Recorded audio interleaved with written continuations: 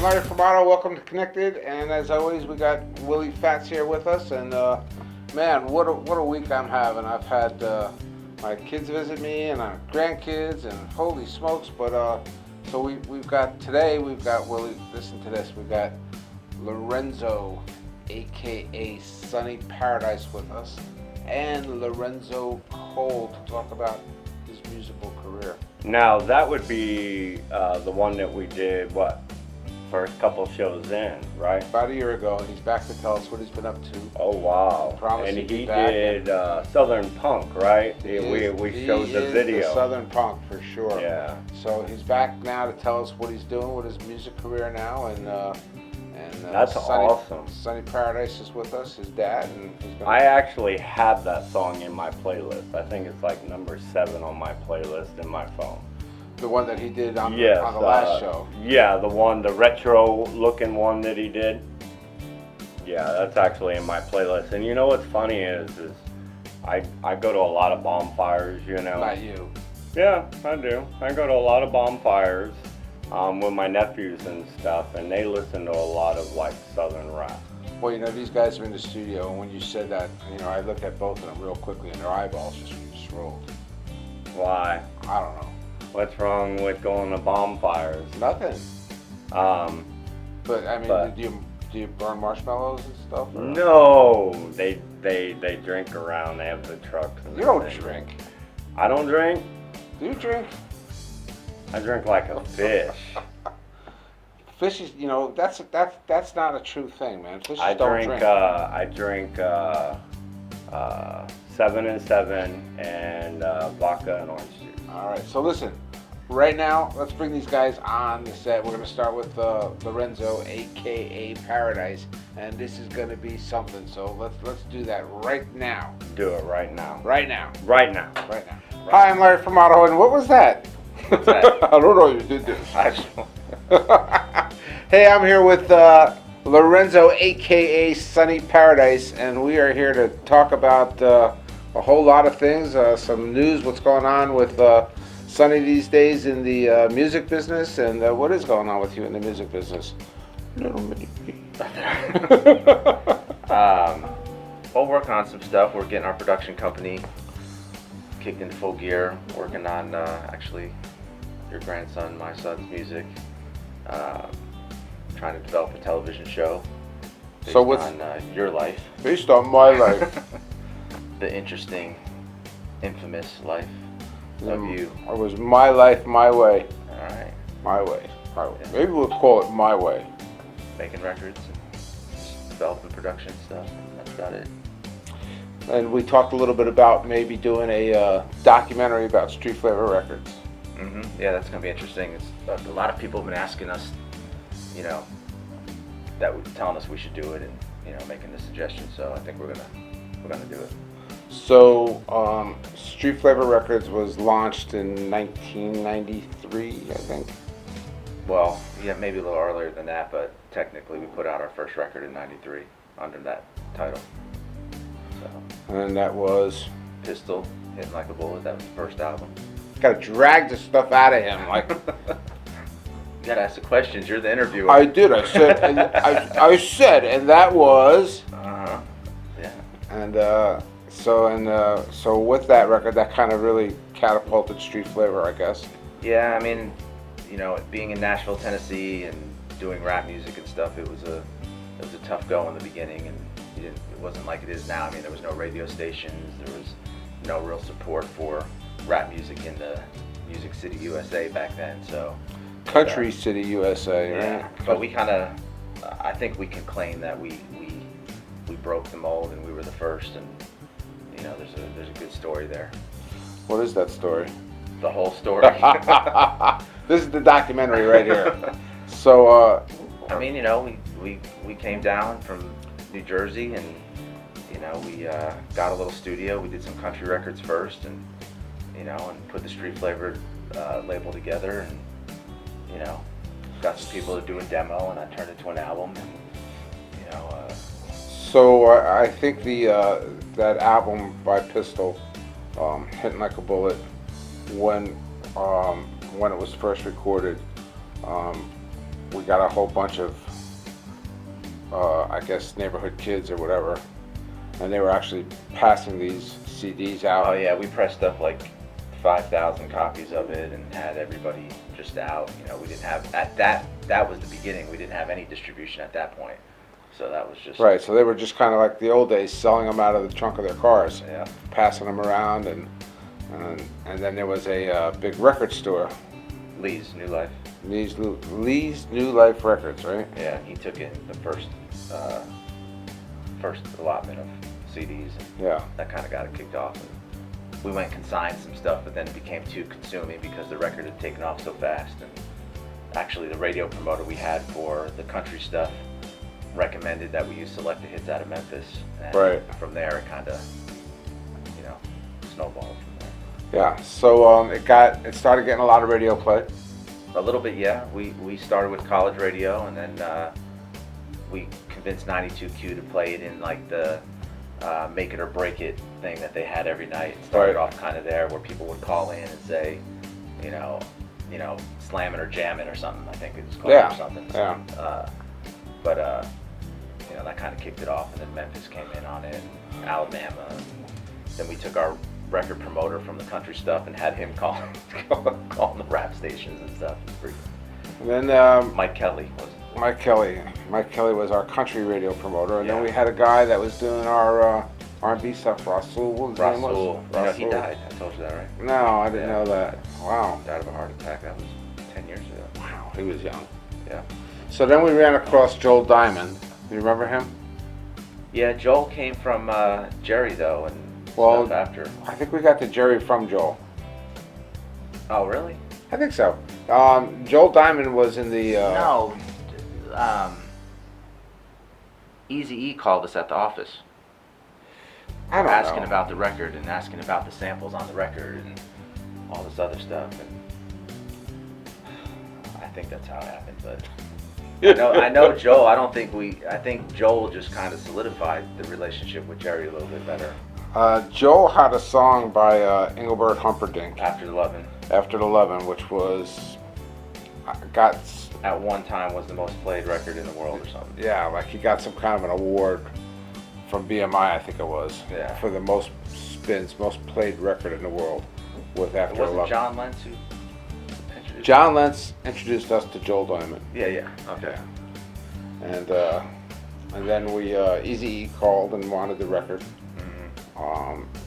And then we flipped that album to Ruthless. Ruthless Records, which was run by Jerry Heller and owned by Eazy-E. Mm-hmm.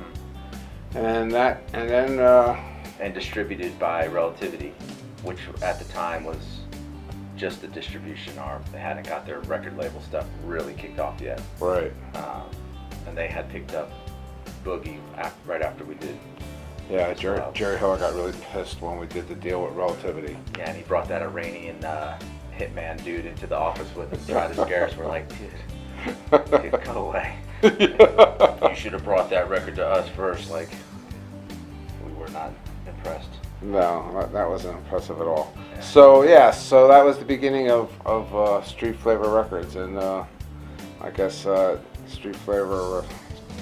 We went on to do some more records and some more artists, and we started putting together a deal with Sony through Relativity that was going to be That about a would've been $50 the- million deal. And Yeah. at the time, there was another company that a guy named Tony Draper was running, Right. and it just so happened that Tony Draper had a little bit more action than we did at that particular moment, and they basically took our deal and our contract and just moved it over to him, and Yep. so That's what happened. That really it sucked was too. within. We were pretty close. Yeah, I already had that money counted. That was Yeah. horrible. That was horrible. Yeah. So all right, so that was the beginning of Street Flavor Records, and we're going to hear more about that as we go on, and as you start to formulate the documentary about Street Flavor. I guess Yeah, that's yeah. going to be a lot of fun to take pieces of that. So we'll have it here and be able to watch that, and so now here you are, 28 years later. Jesus. Yeah. 28 years later, how's that make you feel? Old. And now you're working on your son's album.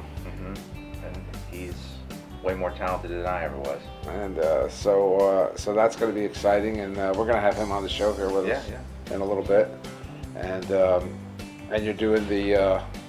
So now tell us a little bit about this movie deal that we're doing with about My Life.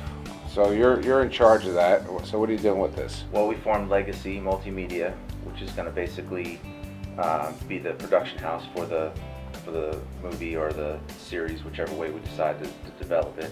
We brought in John Harness, who's going to help us direct. Right. And good guy, smart guy. Yeah. Yeah. We're going to just basically try to lay out a good story, and hopefully we can get it picked up by either a movie company or a TV series, Netflix or whatever. But I'm going to shoot about 40 minutes and kind of try to paint a picture of the whole story if we can. Right. In a very short amount of time, and then try to use that as opposed to just shooting a crappy pilot or something where it's really just the first episode and you don't, that's all you get. What we're going to try to do is kind of tell the story and highlight it like a long, I don't know, sizzle reel, I guess you would call it. Yeah. So that's going to be pretty exciting, and that's not something that's like a year down the road. This is something that's going to happen like. We've got the script pretty much down. We're putting the shot list together now. We're going to start casting here this month, and hopefully by next month we'll be on location shooting. That's pretty exciting. So so any idea like what kind of characters are going to be in this thing, or is it going to be? Are we going to stick pretty much to the? There's going to be a list of characters. Is it going to be like like something like this, or is it going to be like something like this? I mean. No, it's obviously we're going to tell the story. I'm laughing at your son over there in the corner, looking at me, saying, "What the frick is this guy doing?" The best way to tell the story is exactly the way it happened. I mean, you couldn't write the story better than the way it actually happened. And I think, a lot of these guys that do these kind of movies get real cliche with it. They get real what I call Olive Garden with it. When you're with your family, it gets real stupid and all the bada binging and all that stuff. And which there'll be some of that because there was guys like that. We gotta have some forget about it. No, there were there. Hey, forget about it. You know what I mean? I mean, like, forget about it. I just want to know when you forget about it. Do you forget about it or do you forget about it? You forget about it. And forget about it. Which forget about it? The real point of the story is. Is it a? I'm not buying into it. I'm not letting you suck me in. The story is really about a young kid who wasn't college educated, who didn't really have anything, who did some pretty awesome stuff, and created some pretty interesting things along the way. When we get into the TV series, we'll be able to really lay it out in full, but Wolf of Wall Street and all these, whether it's Goodfellas or, you kind of just mesh them all together, and it kind of is what we're doing. Sounds interesting. I feel like I almost like live that life. It's like. You've probably told this story on the show a bunch of times, but how we're gonna lay it out is we're gonna really, it's gonna be a character-driven type situation. We want it to move at the pace of Breaking Bad, have the excitement of like a Wolf of Wall Street or a Casino or something like that. It's kind of our plan. Today's people, they kind of they like to binge watch. They really want this character development type thing. That's where we're at in the world today. So we're gonna have a story and a story and a story. That's right. You got people like Red and mobsters. We don't want to just have some guy kicking some dude's teeth in, and then he's gone. What's the story? What's the character? What are they going through? And Yeah, so like the backstory on each person too is going to be brought out. So Sopranos did a good job of that. It's and we're gonna have a lot of the Soprano element, but we may move it along a little bit more like Breaking Bad. Have that kind of real character depth type stuff. Right, and let's not mention the penny stock market and the excitement of the penny stock market back then. And that's what's going to make this story interesting. Like I said, it's kind of tying in all the other stuff. You got Wolf of Wall Street, which was really kind of not like he's a jerk off. But you had him, which he really didn't do nothing. But your story is more of a groundbreaking story with regards to yours really setting a precedence for some laws that were created and some other things that are different. First case to ever have a wiretap involved with securities. Right. There's a whole lot of things that your story's going to have that. And you can read about that story too, and you can get my book Connected at www.whitecollarpress.com.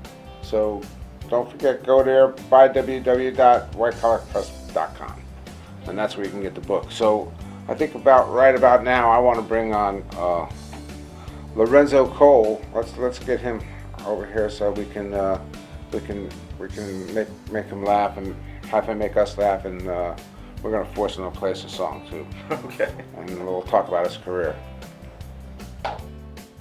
So I was thinking we could probably do a show, The Three Lorenzos. So we have Lorenzo, Lorenzo, and Lorenzo. Say that fast. Let me see, you're up. Say it fast. Lorenzo. So this is my mini-me over here. Yeah. And this is his mini-me over there. And you guys are awful quiet here. And so, all right. So anyway, Lorenzo. So let's talk about your musical career. We did a show with you a while ago. Yeah. And we got you to perform for us, and we talked a lot about what you were doing back then. So that was like a year ago. Yeah. So let's get caught up here. So tell us what you've been up to. All right. So basically, just been working on music. Well, we know that. Volume, we got to talk up. Playing Xbox, chilling, working at Ford, quit working at Ford, back to making music. All right. So you're back to making music, and so tell us about some of the music. Have you changed? The new stuff. What's I- going yeah. on? The new stuff. I'm doing country music now. Country? Yep. What the frig is country music, son? Well, I honestly don't know now. It's kind of like rap music all mixed together. Oh. I don't know.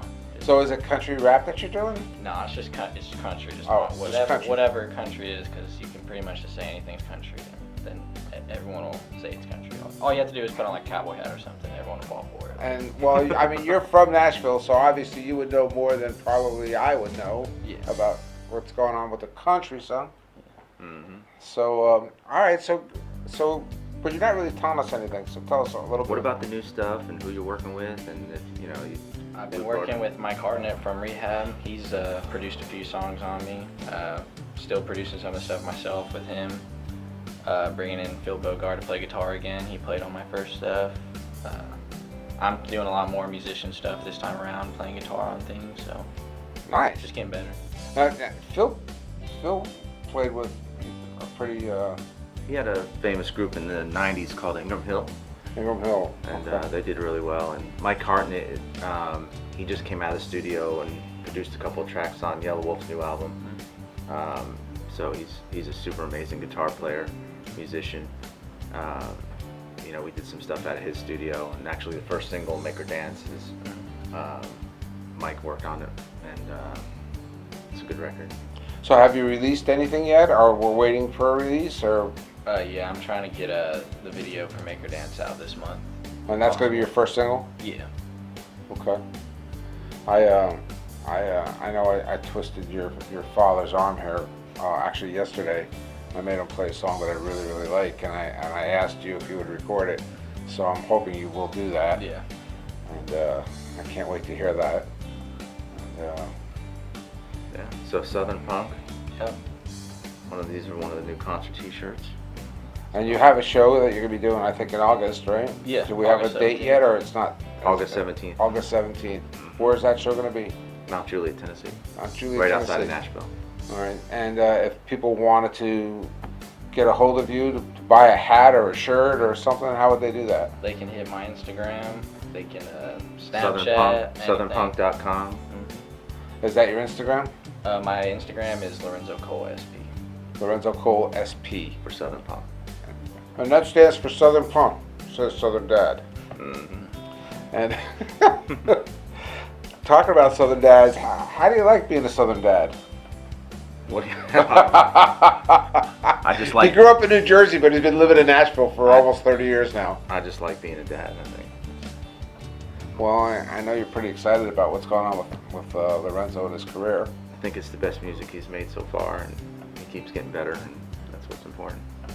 And we're excited about it too. Yeah. So, have you given any thought? Because I know we talked about this before you sat down in this chair. You were going to do a song for me. Yeah. So, have you given any thought to what song you're going to do? Mm-hmm. All right. Well, maybe we can get you to do that. Yeah. All right. So let's right now open that guitar case up and let's get this song done. He's gonna do I guess there's nothing I can do. You don't love me anymore. In my mind I know it through, but my heart just won't admit it. I've emptied my last bottle, smoked my last cigarette. I'm out of everything but memories in this room where our hearts first met. In this room,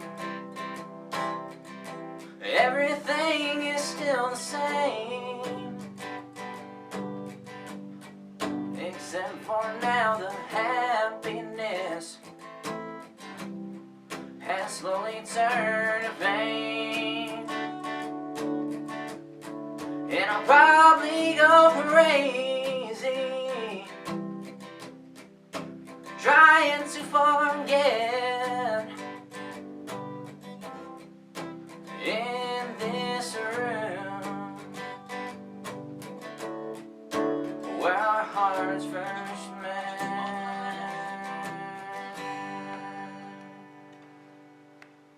And that was some show, right? Mm-hmm. It was a lot of fun. Mm-hmm. Had my grandson on. He's going to be a superstar. I know it. Not just because he's my grandson, but because he's really one of the most talented people I've ever come across. So why do you think he's switching over to country music instead of using the rap that he did? I think he found his roots, you know, Mhm. and it kind of goes, you know, he's from Nashville, and it fits him really good, Mhm. too. You know, And the song was, he definitely has the voice to sing country. yeah, man, he's a great singer, and he's got a great producer with his dad, so, you know, that was just awesome.